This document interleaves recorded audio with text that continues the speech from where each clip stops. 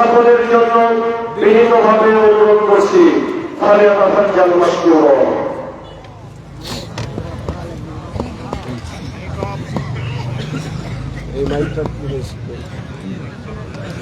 মামা এই মাইকটা। আসসালামু আলাইকুম ওয়া রাহমাতুল্লাহ। আলহামদুলিল্লাহি ওয়াহদা ওয়াসসালাতু ওয়াসসালামু আলা মান লা নাবিয়্যা বা'দা। আম্মা বা'দ, ফাআউযু বিল্লাহি মিনাশ শাইতানির রাজীম। ওয়া হাল্লাল্লাহুল বাই'a ওয়া হাররামার রিবা। عن جابر رضي الله تعالى عنه قال لعن رسول الله صلى الله عليه وسلم آكل الربا وموكله وكاتبه وشاهديه وقال هم سواء رواه মুসলিম। সম্মানিত আটমুল সালাফিয়া মাদ্রাসার বাৎসরিক সম্মেলনের উপস্থিত দ্বীনি মুসলিম ভাই ও বোন, প্রশংসা আল্লাহর জন্য, শান্তি অবতীর্ণ হোক আল্লাহর রাসূলের উপর সাল্লাল্লাহু আলাইহি ওয়াসাল্লাম। এবছরের সম্মেলন আটমুল সালাফিয়া মাদ্রাসার 28তম সম্মেলন। এই কয়দিন আগে আমি জান্নাতপুর থেকে এসে কোথায় যেন ভায়ারপুকুর বা কোনো এক জায়গায় ভ্যান থেকে নেমে পায়ে হেঁটে যাচ্ছিলাম, নান্দুরা যাব। তো একজন মানুষ, নূর মোহাম্মদ মাস্টার, ওনাকে আমি জিজ্ঞাসা করছি যে এ রাস্তা কি নান্দুরা যাবে? তো উনি তাড়াহুড়া করে উঠে এসে আমাকে সালাম দিয়ে কথা বলতে লাগলেন। তো সেই দিন উনি আটমূলে একটা মাদ্রাসা গড়বেন, সেই কথাটা উনি বললেন। কদিন পরে এইদিকে একটা প্রোগ্রামে এসেছিলাম, দেখলাম আব্দুর রাজ্জাক, ওই যে ঔরঙ্গাবাদ আব্দুর রাজ্জাক আর নূর মোহাম্মদ মাস্টার দুইজন গেছেন এই প্রতিষ্ঠানের জন্য। যেদিন বৈঠকে বসলাম সেদিন তোয়াব ভাই সহ এনারা সবাই 4-5 জন বসলেন। সেই দিন মনে হচ্ছে যে 2 দিন আগের কথা। তাই সেখানে প্রতিষ্ঠান গড়ল। সেই প্রতিষ্ঠানের 28তম সম্মেলন আজ। দূর দূরান্ত থেকে উপস্থিত হয়েছেন, মন ভরে ভালোবাসা দিয়ে জামিয়া সালাফিয়া সহযোগিতা করছেন। আপনাদের ছেলে মেয়ে ভালো পড়াশোনা করছে।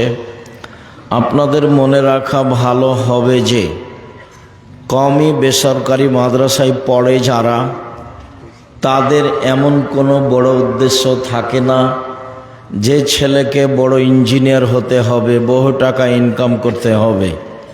তাদের এমন উদ্দেশ্য থাকে না যে ছেলেকে বড় ডাক্তার হতে হবে, বহু পয়সা ইনকাম করতে হবে। তাদের একমাত্র উদ্দেশ্য থাকে কোরআন হাদিস জানতে হবে, মানুষকে জানাতে হবে, মানুষকে পরকালমুখী করতে হবে। এই লক্ষ্যেই তারা পড়ে এবং পড়ায়। সেই প্রতিষ্ঠানই হচ্ছে আপনাদের এই পল্লী অঞ্চলের আটমুল সালাফিয়া মাদ্রাসা। আপনারা মাদ্রাসায় খুব ভালোবাসার পরিচয় দিয়ে আসছেন, তা আমি লম্বা সময় ধরে দেখে আসছি।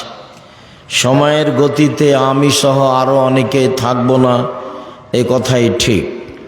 আমরা আল্লাহর কাছে দাবি করছি এই প্রতিষ্ঠান যেন আল্লাহ কিয়ামত পর্যন্ত কবুল করেন। মর্মে এলাকাবাসীকে আমি একটু বলতে চাই যে আসলে আপনাকে আমি কি বলি, ইবাদতের জগতে ব্যতিক্রম ইবাদত হলো দান। হয়তোবা আমাদের বুঝাতে না পারাই আমরা সেটা ভালোভাবে বুঝতে পারিনি। মানুষ হজ করে তার পিতার উপকার করতে পারবে না, মানুষ উমরা করে তার মায়ের উপকার করতে পারবে না। হজ উমরা করে বাপ মায়ের উপকার করা যায় না। এখানে আমাদের পিছনে কোনো লোকজন আপসে কোনো কাজ না করে এবং কোনো কথা না বলে। কোনো প্রকার উপকারের মাধ্যম যদি কেউ মনে করে তাহলে এটাই মাধ্যম। শতবার উমরা করে আপনি আপনার মায়ের কিছু করতে পারবেন না, শতবার হজ করে আপনি আপনার মায়ের কিছু করতে পারবেন না। একজন লোক এসে বলছেন, আল্লাহর নবী, আমার মা মারা গেছেন, আমার মা কথা বলতে পারলে কিছু দান করতেন, আমি দান করলে আমার মায়ের নেকি হবে কি? আল্লাহ রসুল বললেন, হ্যাঁ হবে, বুখারী মুসলিম। একজন লোক এসে বলছে, আল্লাহর নবী, আমার আব্বা মারা গেছেন, অর্থ সম্পদ রেখে গেছেন, আমাকে কিছু বলে যাননি, আমি আমার আব্বার নামে দান করলে আমার আব্বার পাপ মিটে যাবে কি? তখন আল্লাহ রসুল বললেন, হ্যাঁ। তখন বললেন না যে ছোট পাপ মিটে যাবে, বড় পাপ থেকে যাবে, এই কথা বললেন না। বললেন, হ্যাঁ, তোমার আব্বার পাপ মিটে যাবে। এমন কোনো ইবাদত নেই যেটা আপনি করবেন আর আপনার বাপের পাপ মিটে যাবে, এরকম কোনো ইবাদত দুনিয়াতে নেই। হজ তো আপনার জন্য, উমরা তো আপনার জন্য, রমজান মাসের সিয়াম রোজা তো আপনার জন্য, নামাজ তো আপনার জন্য, তাসবিহ তাহলিল জিকির আজকার তো আপনার জন্য। তো সব ইবাদতই তো নিজের জন্য, তো আর একজনের জন্য কোনটা? সেটাই আল্লাহ রেখে দিয়েছেন আর একজনের জন্য, হলো দান। আর আরো অবাক কথা যে আপনি হজ করে জান্নাত পেতে পারেন, জান্নাত কিনতে পারবেন না। আপনি উমরা করে জান্নাত পেতে পারেন, আপনি জান্নাত কিনতে পারবেন না। আপনি রমজান মাসের সিয়াম রোজা থেকে জান্নাত পেতে পারেন, জান্নাত কিনতে পারবেন না। আপনি 5 ওয়াক্ত সালাত আদায় করে জান্নাত পেতে পারেন, জান্নাত কিনতে পারবেন না। জান্নাত কিনার একটাই পথ, সেটা হলো দান। আল্লাহ তাআলা বলছেন যে আমি তোমাদেরকে তোমার অর্থ সম্পদ এবং তোমাদের জানের বিনিময়ে, তোমাদের অর্থ সম্পদ এবং তোমাদের জানের বিনিময়ে আমি জান্নাত বিক্রি করে দিলাম। এ কথা আল্লাহ বলছে। তার মানে মানুষ টাকা দিয়ে জান্নাত কিনে নিতে পারে। তো এইটা এমন কেন? আর একটা কথা এর মধ্যে নিয়ে আসি, তাহলে আরো ভালো হবে এবং বুঝতে পারবো ঘটনাটা কি। উপার্জনের 4টা পথ আছে দুনিয়াতে। একটা পথ হলো দিন মজুরি, কামলা কিষান, সন্ধ্যার সময় টাকা শেষ। 2 হলো চাকরি, সাধারণত 25 দিনে টাকা শেষ হয়।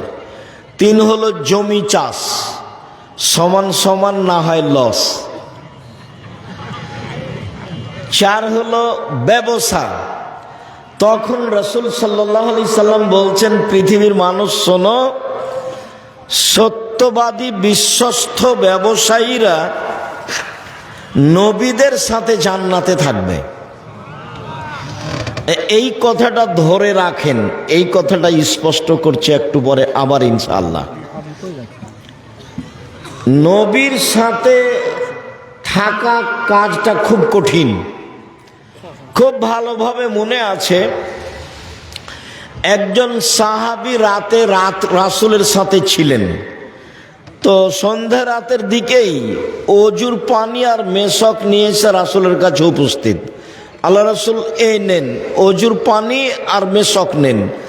তো আল্লাহ রসুল খুশি হয়ে বলছেন, সালমা শেতা, তোমার মনে যেটা চাই সেটাই চাও, আমি তোমাকে দিয়ে দেব। চাও, কিছু চাও, আমি তোমার কাজে খুব খুশি হয়েছি। তখন সাহাবী বলছেন, আসআলুকা মুরাফাতাকা ফিল জান্নাত, আমি আপনার সাথে জান্নাতে থাকতে চাই। তখন আল্লাহ রাসূল বলছেন, আওয়া গায়রা জালেক, না না, এটা নয়, এটা নয়, অন্য কিছু চাও। তখন সাহাবী বলছেন যে হোয়া জাকা, ওটাই চাই। তখন আল্লাহ রাসূল বলছেন যে আইনি আলা নাফসিক বিকাসরাতিস সুজুদ, আমি তোমাকে সরাসরি জান্নাতে নিয়ে থাকতে পারবো না, তুমি একটু বেশি সিজদা করে তাহাজ্জুদ পড়ে আমাকে সহযোগিতা করো, যাতে করে আমি তোমাকে নিয়ে থাকতে পারি।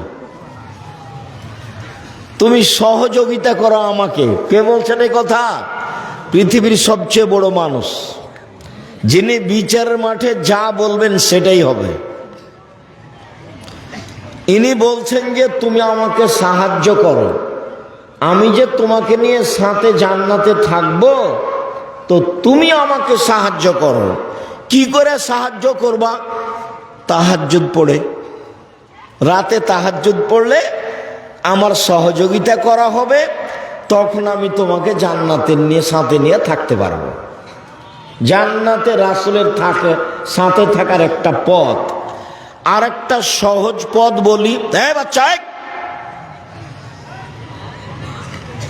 আপনারা যারা এদিক সেদিক আছেন দয়া করে এখন কাজ বন্ধ করে কিছুক্ষণ আসেন। আমি আপনাদের জন্যই আসি, আজকেও এসেছি। আর আপনাদের সাথে কিছু কথা বলবো, আপনাদের কিছু না কিছু উপকার করবো ইনশাআল্লাহ। আমি বুঝতে পারছি আব্দুল যা বক্তব্য শোনার তা তো শুনেছেনই। যেহেতু আব্দুল্লাহর বক্তব্য হয়ে গেছে, তো এখন খালি আমরা যেতে বাকি আছে। ঠিক আছে, যেহেতু আব্দুর রহিমের বক্তব্য হয়ে গেছে, কাজে এখন আমরা আছি, যেটাকে বলা হয় বোনাসে আছে, আসলে নেই। তো ভালো, আমি আপনাদেরকে অনুরোধ করি ওদের জন্য দোয়া করবেন, ওদের জন্য খিদমত আল্লাহ কবুল করেন, ওদেরকে যেন আল্লাহ মানুষের বদ নজর থেকে রক্ষা করেন, ওদের রুজিতে বিদ্যায় যেন আল্লাহ বরকত দান করেন, ওদের জন্য আল্লাহ সামাজিকভাবে নিরাপত্তা দেন। আমি আপনার ছেলে মেয়ের জন্য আন্তরিকভাবে দোয়া করি, আল্লাহ যেন আপনার ছেলে মেয়েকে আপনার একটা ভালো লক্ষ্য উদ্দেশ্যে পৌঁছে দেয়। উনি সর্বশক্তিমান, উনি পারেন। ওর নাম আজিজ, পরাক্রমশালী, করলে তার কেউ বিচার করতে পারবে না। উনি যদি কাল ফেরাউনকে ক্ষমা করে দেন, তো কেউ বলতে পারবে না হ্যাঁ ফেরাউনের ক্ষমা হবে, কেমনে ক্ষমা হয় দেখছি, এরকম কথা কেউ বলতে পারবে না। উনি সর্বশক্তিমান। আপনার ছেলে মেয়েকে আল্লাহ আপনার ভালো লক্ষ্য উদ্দেশ্যে পৌঁছে দেয়, এটাও আমি আন্তরিকভাবে আপনার জন্য দোয়া করি। বলছিলাম যে সহজ একটা পথ আছে নবীর সাথে থাকার। একটা তো পথ আলোচনা হয়েছে, আর একটা হলো রাসূল সাল্লাল্লাহু আলাইহি ওয়াসাল্লাম বলছেন কেউ যদি দুইটা মেয়ের লালন পালন করে, দুইটা মেয়ের কেউ যদি লালন পালন করে, তো সেই পিতা নবীর সাথে জান্নাতে এভাবে থাকবে। আঙ্গুল দুটি দেখেন জমা হয়ে আছে, একসাথে থাকবেন। কেউ যদি দুইটা মেয়ের লালন পালন করে। আর একবার বলেছেন কেউ যদি এতিম লালন পালন করে, এতিম, তো নবীর সাথেও থাকতে পাবে জান্নাতে, তবে এরকম একটু ফাঁকা। আর দুইটা মেয়ের যদি লালন পালন হয় তাহলে এরকম। 10টা ছেলে লালন পালন করলে এক নেকি হবে, এ কথা আল্লাহর নবী বলেননি। তবে লালন পালন করবেন কেন? জন্ম দিয়েছেন এই জন্য, ছেলে আপনার, দায়িত্ব আপনার। তাহলে আমরা আপাতত আজকের মতো নবীর সাথে থাকার 1 নাম্বার একটা সুযোগ পেলাম, যে বিশ্বস্ত সত্যবাদী ব্যবসায়ী, সৎ ভালো ব্যবসা। কেন ব্যবসায়ী জান্নাতে যাবে, নবীর সাথে থাকবে, এইটা আমাদের মূল কথা। ইনশাআল্লাহ 2-1 মিনিট পরে আবার ফিরে আসছে। 2, তাহাজ্জুদ পড়লে নবীর সাথে থাকা যাবে, সুযোগ হবে। 3, নবীর সাথে একসাথে, এই ছেলে তোমাদের কাজে বন্ধু, তোমরা দাঁড়িয়ে আছো কেন, বসো, যাও, তোমাদের কাজ শেষ হয়ে গেলো, ওইদিকে গিয়ে বসো। যাও, তোমরা বসে আছো, ওপরে বসে আছো, ওখানে যাও, নিচে বসো, যাও ওখানে গিয়ে বসো।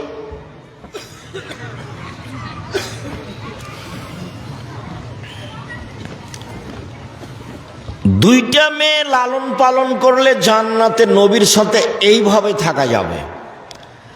তাহলে 3, 4 হলো এতিম লালন পালন করলে নবীর সাথে জান্নাতে এইভাবে থাকা যাবে। বুঝা যায় না? মানে একসাথে নয়, পাশাপাশি। তো আমরা দুইটা জায়গায় দু একটা কথা বলি।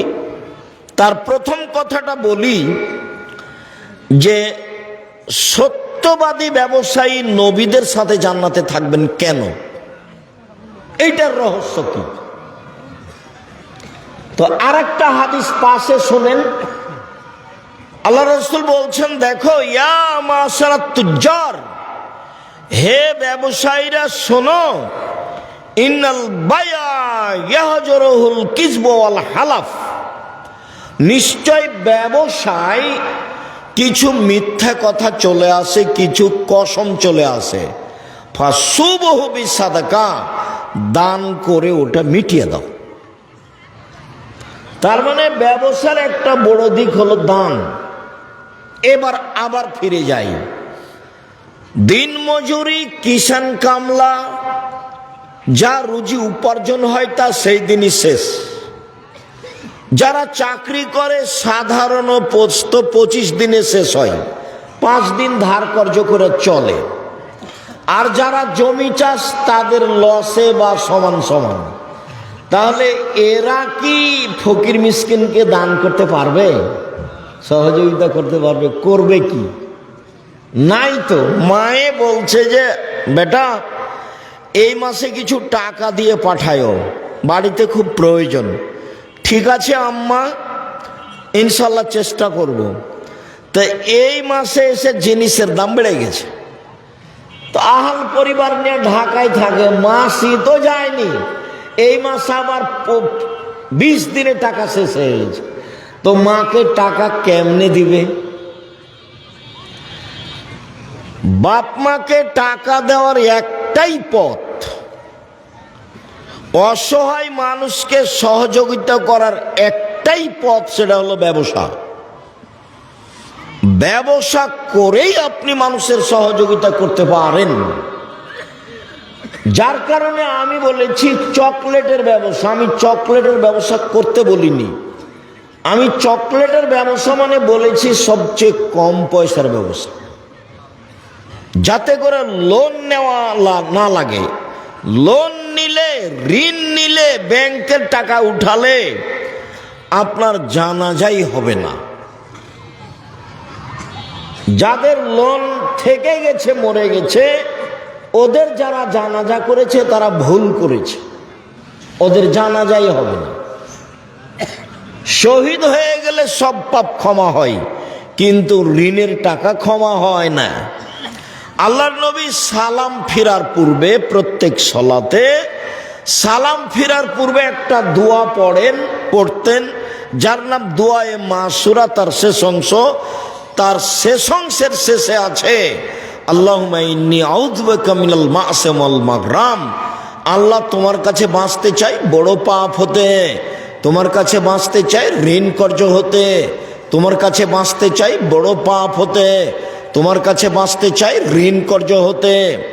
আল্লাহর নবী দিন রাত এ কথা বলতেন। সেখানে আপনি ব্যাংক থেকে কোটি কোটি টাকা উঠিয়ে ব্যবসা করতে গেলেন কেন? কে এই বুদ্ধি দিল? ভুল হিসাব। বলছিলাম ব্যবসায় একটা পথ, আপনি অসহায় মানুষকে সহযোগিতা করতে পারেন। আর আপনি ব্যবসা করবেন এই জন্য যে আমি অসহায় মানুষের পাশে দাঁড়ানোর জন্য ব্যবসা করছি, সরকারকে উঠাবো আর বসাবো সেই জন্য নয়। আমি ব্যবসা করছি জান্নাত কিনে নেওয়ার জন্য। আমি জান্নাত আসলে পেতে চাচ্ছি না, আমি জান্নাত কিনতে চাচ্ছি, এই জন্য ব্যবসা করব। ব্যবসা করলে আমার জান্নাত কেনার পথ সহজ, বাকি উপার্জনের পথ দিয়ে জান্নাত কেনা সহজ নয়। এই জন্য আল্লাহ রাসূল বললেন যে সত্যবাদী ব্যবসায়ীরা কার সাথে থাকবে? নবীদের সাথে থাকবে। তখন আবার বহু বচন, নবীগণের সাথে থাকবেন, শহীদদের সাথে থাকবেন, সিদ্দিক সত্যবাদীদের সাথে থাকবেন। তিনটা শব্দ একসাথে বলেছেন। এক, সত্যবাদী ব্যবসায়ীরা নবীগণের সাথে থাকবেন। দুই, শহীদদের সাথে থাকবেন। তিন, সত্যবাদীদের সাথে থাকবেন, যারা সিদ্দিক তাদের সাথে থাকবেন। ব্যবসা করলেই আপনি অসহায় মানুষের সহযোগিতা করতে পারবেন। ভারত, বাংলাদেশ, পাকিস্তানে ইসলামকে টিকিয়ে রাখার একটাই মাধ্যম হচ্ছে এই কওমি বেসরকারি মাদ্রাসা, যেখানে ছাত্র শিক্ষকের দুনিয়াবি কোনো লক্ষ্য নেই। আমি নিজে বলছি, আমি আব্দুর রাজ্জাক বিন ইউসুফ, আমি 1976 সালে মাদ্রাসায় পড়তে গেছি। এ আমার পড়ার সূচনা। 88 আগস্টের 20 তারিখ রোজ বুধবার বিকাল 3টে থেকে আমি শিক্ষক। 88 আগস্টের 20 তারিখ রোজ বুধবার বিকাল 3টে থেকে আমি শিক্ষক। ওই থেকে ওই পর্যন্ত কওমি মাদ্রাসায় পড়েছি। তখন আমারও লক্ষ্য ছিল না, আমার বাপ মায়েরও লক্ষ্য ছিল না যে বেশি পয়সা ইনকাম করতে হবে, বড় একটা ডাক্তার বা বড় একটা ইঞ্জিনিয়ার হতে হবে।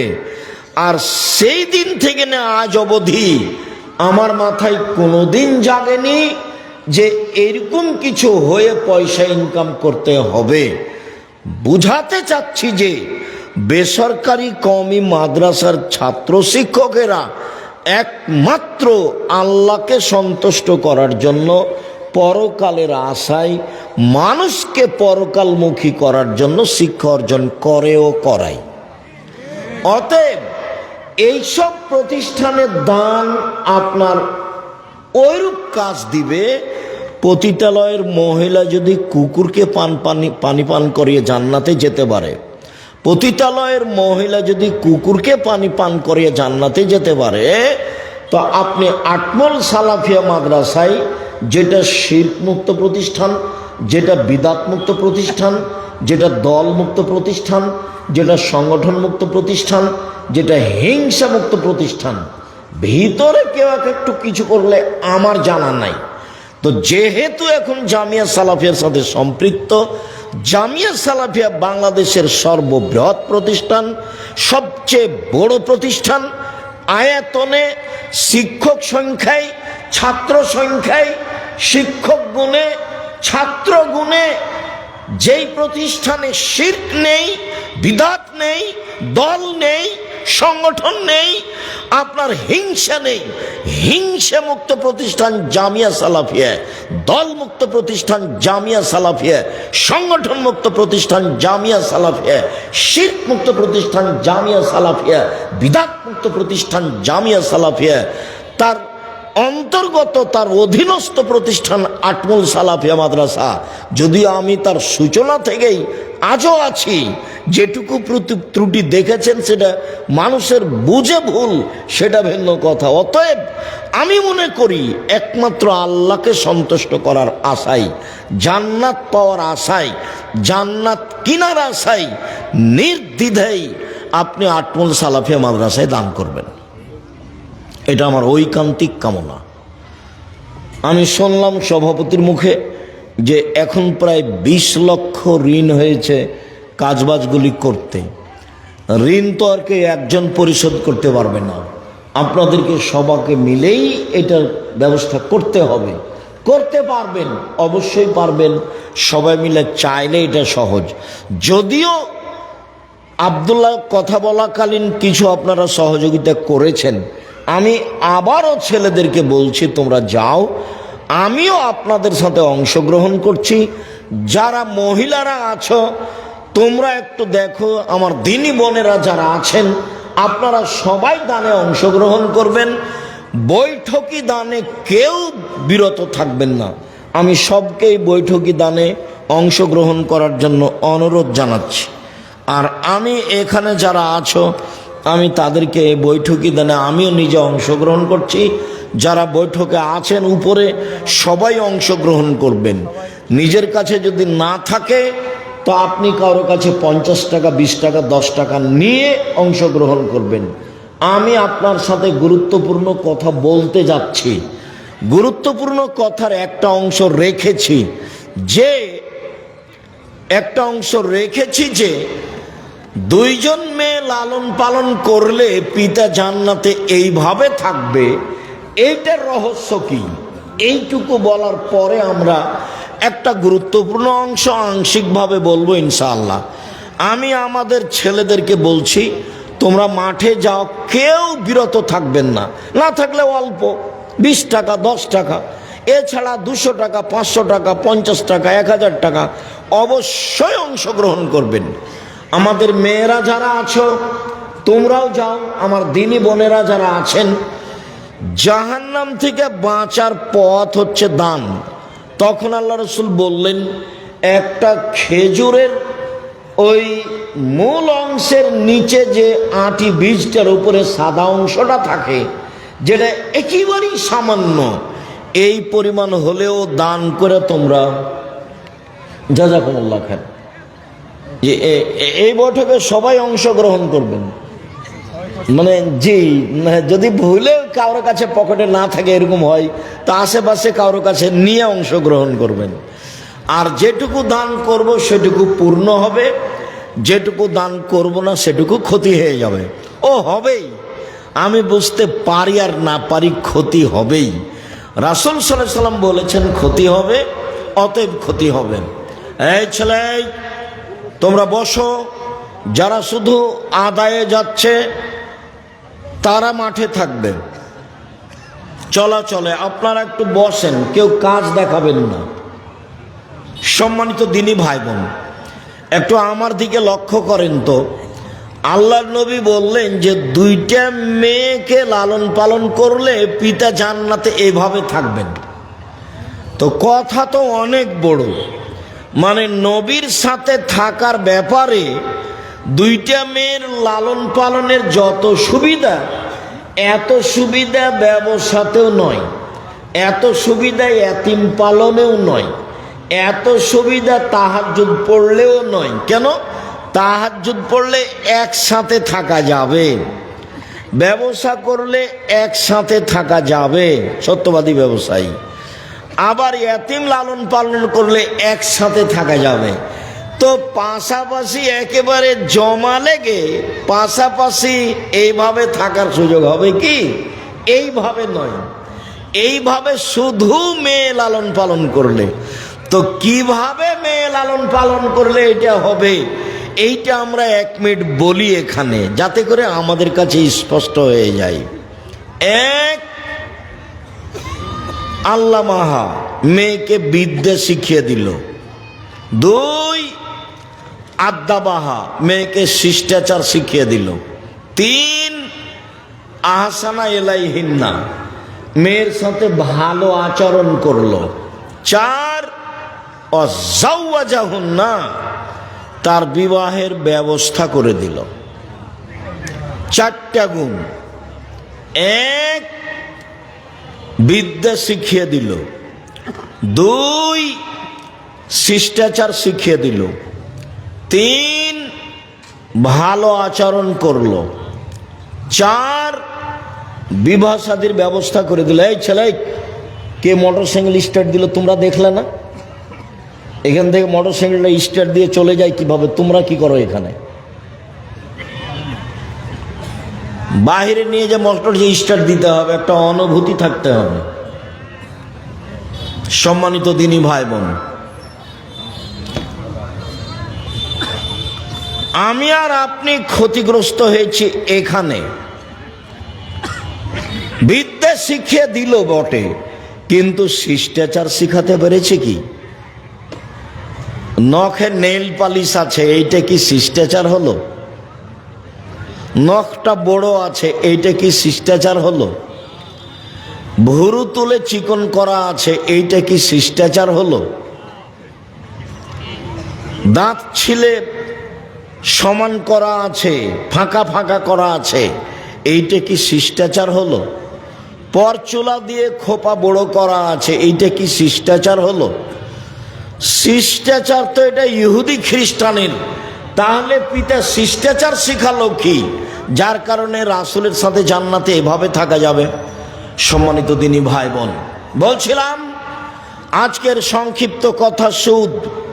পাপের জগতে যেসব পাপের সরাসরি জাহান্নাম ঘোষণা হয়েছে, তার একটি বড় পাপ হচ্ছে সুদ। রাসূল সাল্লাল্লাহু আলাইহি সাল্লাম বলেন, 7 শ্রেণীর মানুষ জাহান্নামে যাবে। 1, শিরক করে যে। 2, মানুষকে হত্যা করে যে। 3, সুদ খায় যে। 4, এতিমের সম্পদ খায় যে। 5, বাপ মাকে মানে না যে। 6, মিথ্যা সাক্ষী দেয় যে। 7, সন্তানকে হত্যা করে খাদ্যের ভয়ে যে। এরা সবাই জাহান্নামে যাবে। যাদের জাহান্নামের কথা আল্লাহ রাসূল হুবাহু সরাসরি উল্লেখ করেছেন। সম্মানিত দিনী ভাই বোন, পাপের জগতে যেগুলো সবচেয়ে বড় পাপ সিরিয়াল রয়েছে, তার একটি বড় পাপ হলো সুদ। উল্লেখ্য যে সুদের জন্য যে ভাষা আল্লাহর নবী উল্লেখ করেছেন, পৃথিবীর কোনো পাপের জন্য আল্লাহ ওইরকম ভাষা উল্লেখ করেননি।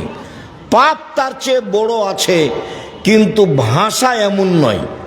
রাসূল সাল্লাল্লাহু আলাইহি সাল্লাম বলছেন, মাই ইয়াকুলু দিরহাম রিবা ওয়া ইয়ালাম আসাদ্দু মিন সিত্তাতি ওয়া সালাসিনা জিনিয়া। কেউ যদি জেনে শুনে 1 টাকা সুদ খায়, 36 বার জেনা করে যত পাপ হবে, 1 টাকা সুদ খেলে তার চেয়ে বেশি পাপ হবে। এই ছেলে এটা বাদাম নিয়ে ভিতরে যাচ্ছে কেন?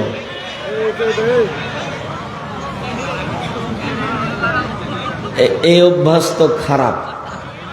কিছুক্ষণ অপেক্ষা করেন। আমি তো গত রাত্রেও প্রোগ্রামে ছিলাম, আজকেও এসেছি, বাসায় যাব। সকালে তো ক্লাস আছে, আবার পরের রাত্রে প্রোগ্রাম আছে। আমি তো এখনো ক্লান্ত হইনি, আমি তো আছি। আপনি প্রয়োজন দেখাচ্ছেন কেন? অল্প কিছুক্ষণ থামেন, আমি আপনার কিছু না কিছু উপকার করব ইনশাআল্লাহ। এই ছেলেরা, তোমরা একটু চতুর্দিকে থাকো। যারা দাঁড়িয়ে আছে তাদেরকে বসার জন্য অনুরোধ করো। যারা দোকানপাটে আছেন তাদের ভুল হয়েছে, আপনারা চলে আসেন, কিছুক্ষণ সামনে অপেক্ষা করুন। সম্মানিত দিনী ভাই বোন, কেউ যদি জেনে শুনে 1 টাকা সুদ খায়, তাহলে 36 বার জেনা করে যত পাপ হবে, 1 টাকা সুদ খেলে তার চেয়ে বেশি পাপ হবে। মনে রাখবেন, জেনা এমন একটা পাপ, রাসূল সাল্লাল্লাহু আলাইহি সাল্লাম বলেন, অবিবাহিত ছেলে মেয়ে যদি জেনা করে, তাহলে তাকে 100 লাঠি পিটিয়ে এলাকা থেকে 1 বছরের জন্য তাড়িয়ে দিতে হবে। তিনি বলেন, বিবাহিত পুরুষ নারী যদি জেনা করে, তাহলে তাকে ইট ঢেল পাথর দিয়ে মেরে মেরে মেরে ফেলতে হবে। জেনা এমন একটা পাপ, বিবাহের পরে যদি এটা ঘটে, তাহলে তার বেঁচে থাকার পথ দুনিয়াতে নেই। 3 শ্রেণীর মানুষকে হত্যা করতে হয়, 2 শ্রেণীর মানুষের বাঁচার পথ আছে। 3 শ্রেণীর মানুষকে হত্যা করতে হয়, 2 শ্রেণীর মানুষের বাঁচার পথ আছে। 1 শ্রেণীর মানুষের বাঁচার পথ নেই। 1, কেউ যদি বলে আমি কোরআন মানি না, তাহলে তাকে সরকারিভাবে হত্যা করতে হবে। তাকে ফাঁসির মঞ্চে নিয়ে যাওয়া হয়েছে, গলায় ফাঁস দেওয়া হয়েছে, তখনও বলছে আমার ভুল হয়েছে, কোরআন মাজিদ আল্লাহর বিধান, আমি আমার কথা ফিরিয়ে নিলাম, তাহলে তার ফাঁসি হবে না। 2, আপনি আমাকে হত্যা করেছেন, আমার বাপ মা আপনাকে হত্যা করে নিবে, তার নাম কেসাস, আপনাকে হত্যা করবেই। তবে আপনার বাঁচার পথ আছে। আপনাকে ফাঁসির মঞ্চে নিয়ে যাওয়া হয়েছে, ফাঁস গলায় দেওয়াও হয়েছে। এই সময়তে আমার বাপ মা চিৎকার করে জানাচ্ছে দায়িত্বশীলদের যে আমরা কেসাস নিব না, মাফ করে দিলাম, আমরা কেসাস নিব না, মাফ করে দিলাম। তাহলে আপনাকে ফাঁসির মঞ্চ থেকে নামিয়ে নেওয়া হবে, আপনার ফাঁসি হবে না। তৃতীয় হলো, কেউ যদি বিবাহ করার পরে জেনা করে তাহলে পৃথিবীতে তার বেঁচে থাকার কোনো পথ নেই, কোনো পথই নেই। খুব ভালোভাবে জানা আছে, কোনো একদিন এই মঞ্চে আমরা বলছিলাম, জনক একজন মহিলা রাসূলের দরবারে এসে বলল, আল্লাহর নবী আপনি আমাকে পবিত্র করুন। আল্লাহর নবী বললেন, তুমি বাড়ি ফিরে যাও, তওবা করো, তোমার পাপ ক্ষমা হয়ে যাবে। মহিলাটি বলল, আতুরাদ্দাদুনি কামা রাদাদ্দা মাইজ ইবনে মালিক, আপনি যেভাবে মাইজ ইবনে মালিকের বিচার না করে ফিরিয়ে দিয়েছিলেন সেইভাবে কি আমাকে ফিরিয়ে দিতে চাচ্ছেন? অন্না হবলামিনা জেনা, আমার পেটে অবৈধ সন্তান রয়েছে, দয়া করে বিচার করে দেন। আল্লাহর নবী বলেন, আচ্ছা ঠিক আছে, ইরজাই হাত্তা তালে দিই, বাড়ি চলে যাও, যেদিন সন্তান প্রসব হবে সেদিন এসো, বিচার করে দিব। মহিলা চলে গেল, সন্তান প্রসব হয়েছে, মুসলিম গ্রন্থে এসেছে, সেই সবে মাত্র জন্ম সন্তানকে নেকড়ায় জড়িয়ে নিয়ে রাসূলের দরবারে এসে বলছে, আল্লাহর নবী এই যে সন্তান প্রসব হয়েছে, বিচার করে দেন। আল্লাহর নবী দৃশ্য দেখে অবাক হয়ে বললেন, ইরজাই, বাড়ি ফিরে যাও, ফারদেই হে, বাচ্চাকে দুধ খাওয়াও, হাত্তা তাফতে মিহে, যেদিন বাচ্চা দুধ ছেড়ে দিবে সেদিন আসছে, বিচার করে দিব। মহিলা বাচ্চা নিয়ে বাড়ি চলে গেল, বাচ্চাকে দুধ খাওয়ালো। 2 বছর পরে বাচ্চা নিয়ে বিচারালয়ে উপস্থিত, তখন বাচ্চার হাতে এক টুকরা রুটি রয়েছে। এই রুটি প্রমাণ করে বাচ্চা খাদ্য খেতে পারে।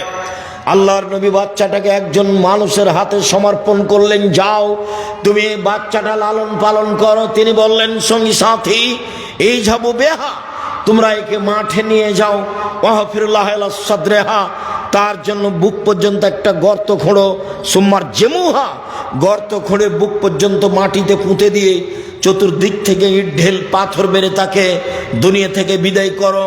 সাহাবীগণ বলেন, আমরা তাকে মাঠে নিয়ে গেলাম, গর্ত খুঁড়ে বুক পর্যন্ত মাটিতে পুঁতে দিলাম, চতুর্দিক থেকে ইট ঢেল পাথর মারতে লাগলাম।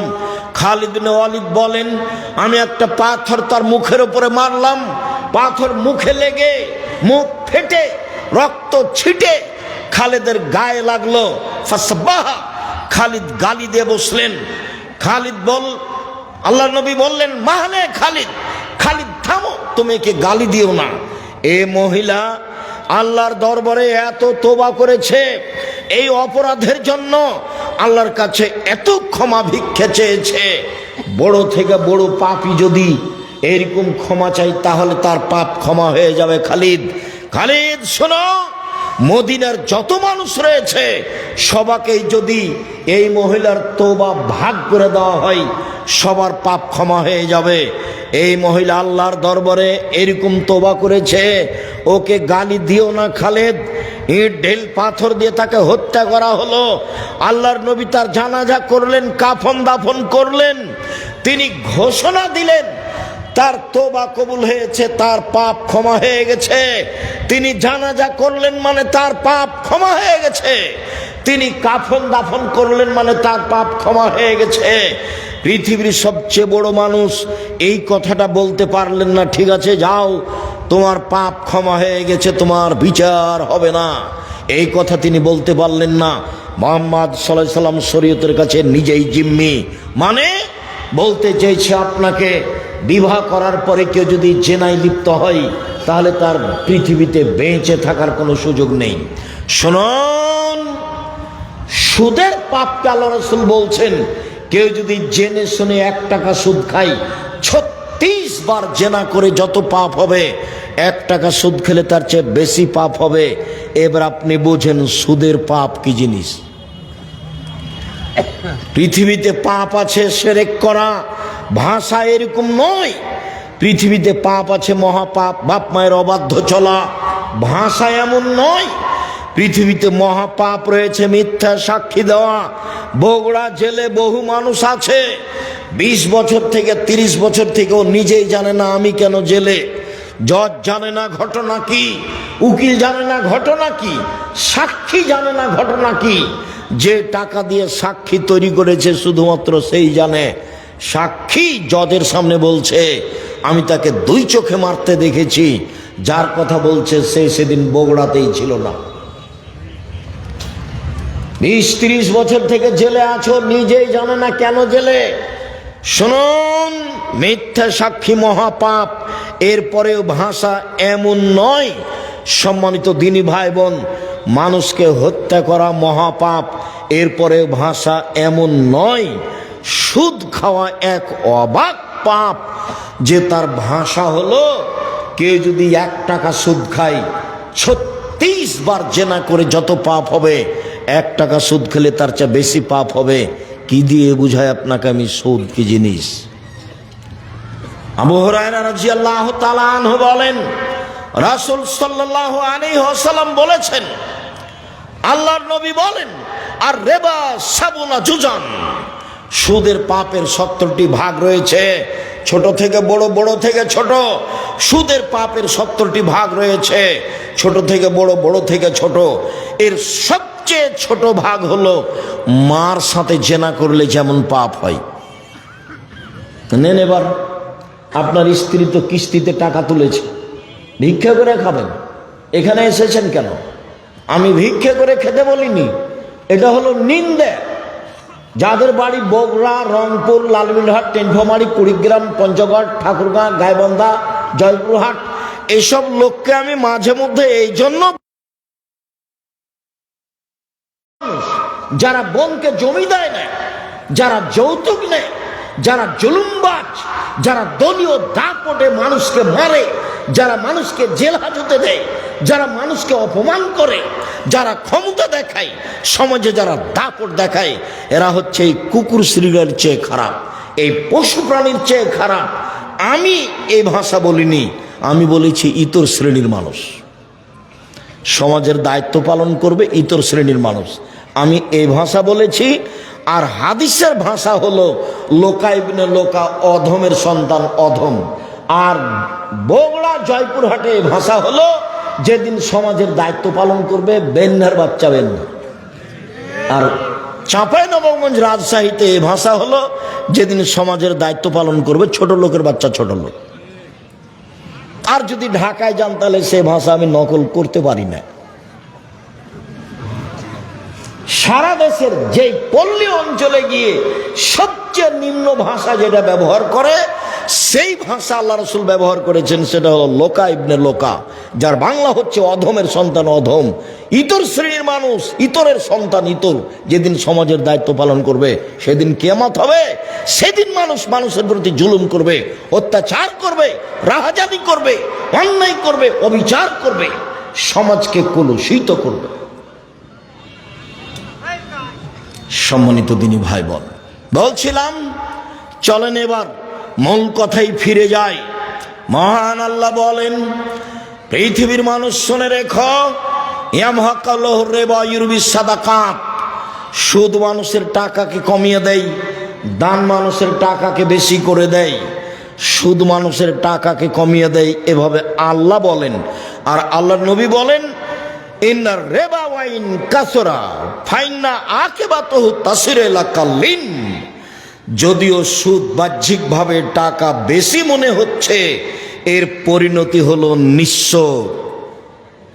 শুনুন, আল্লাহ বলছেন সুদ খেলে টাকা কমে যাবে, নবী বলছেন সুদ খেলেও নিঃস্ব হবে। আমি বলছি দুইটার সমন্বয়ে, সুদ খেলে তাকে ভিক্ষা করে খেতে হবে।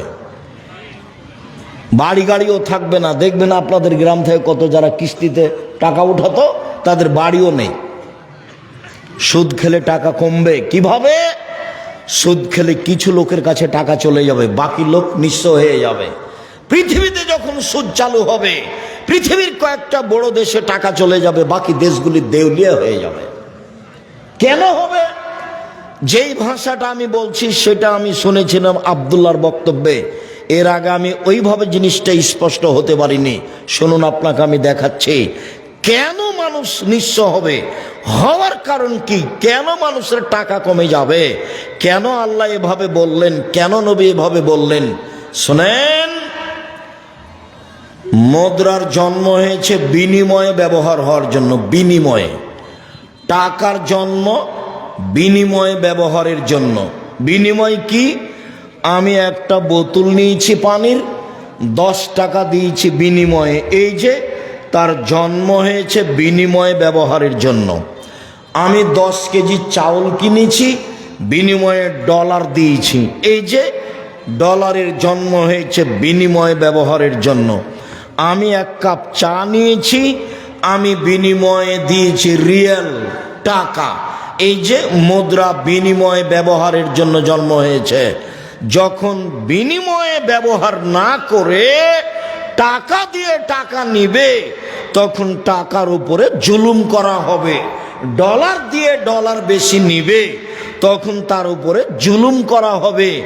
যখন তার উপরে জুলুম করা হবে, তখন সে আর মানুষের কাছে থাকতে পারবে না, অপমান হয়ে চলে যাবে।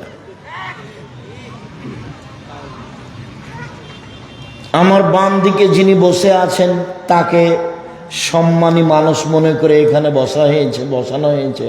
এখন নিয়ে এসে যদি সামনে মাটির নিচে বসানো হয়, তাহলে তো উনি মনে করবেন যে আমাকে অপমান করা হলো।